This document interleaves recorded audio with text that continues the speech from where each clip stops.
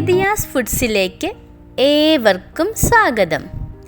ഇന്ന് ഏവർക്കും പ്രിയപ്പെട്ട കപ്പ ബിരിയാണിയാണ് ഉണ്ടാക്കുന്നത്.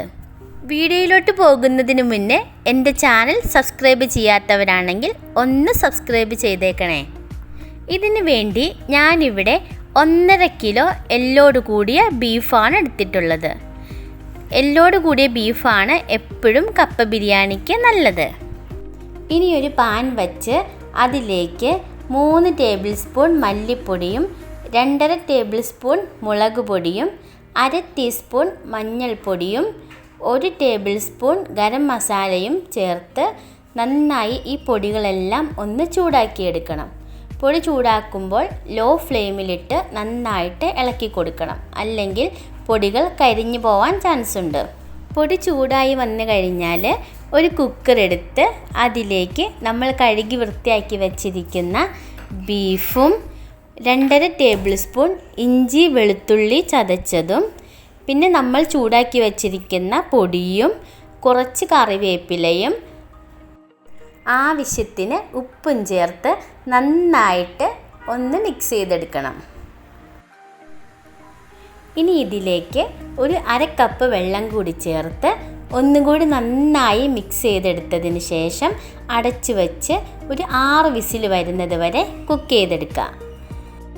ആദ്യത്തെ ഒരു വിസിൽ വരുന്നത് വരെ ഹൈ ഫ്ലെയിമിലും പിന്നീടുള്ള വിസിലുകളെല്ലാം ലോ ഫ്ലെയിമിലും വച്ചാണ് കുക്ക് ചെയ്യേണ്ടത്.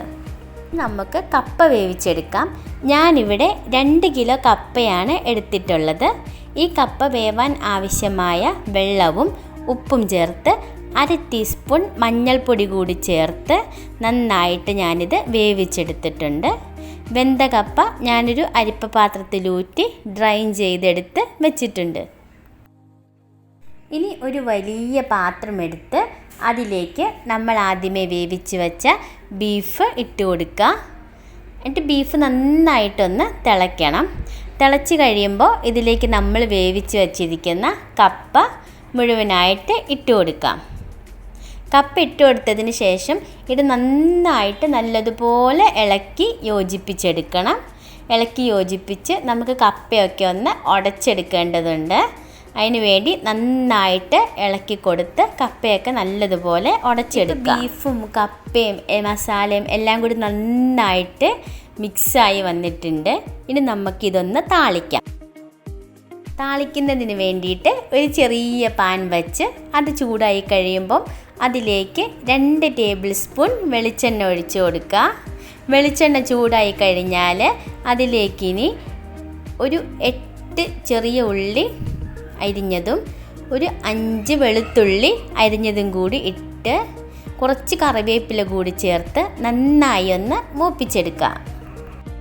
എല്ലാം നല്ലതുപോലെ മൂത്ത് വന്നിട്ടുണ്ട്. ഇനി നമുക്കിത് നമ്മുടെ കപ്പയിലോട്ട് ഒഴിച്ചു കൊടുക്കാം. ഇത് താളിപ്പൊഴിച്ചതിന് ശേഷം എല്ലാ ഭാഗത്തും താളിപ്പാകാൻ പാകത്തിന് നന്നായിട്ട് ഒന്നുകൂടി മിക്സ് ചെയ്തെടുക്കണം. അങ്ങനെ രുചികരമായ കപ്പ ബിരിയാണി ഇവിടെ റെഡി ആയിട്ടുണ്ട്. ഞങ്ങളുടെ നാട്ടിൽ ഇതിന് ഏഷ്യാഡ് എന്നാണ് പറയുന്നത്.